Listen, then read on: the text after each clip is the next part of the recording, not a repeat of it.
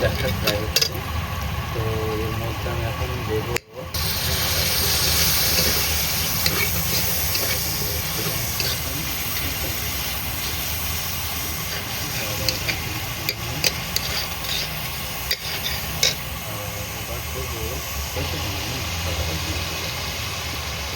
মশলাটা বেশি করে দিয়ে দেবো।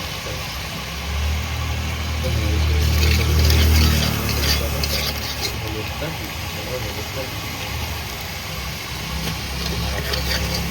চিকেন মশলা, চিকেন মশলা দেবো, একটু লঙ্কার গুঁড়ো দিয়ে দেবো, আর দেবো একটু মশলা দেবো, মশলাটা দিয়ে দেবো লবণ। দিলাম লবণ। এটা সিঙ্গাড়া সিঙ্গাড়ার সিস্টেমে মশলাটা কিনে নিলাম। চলে এর মধ্যে আলুটা মশলা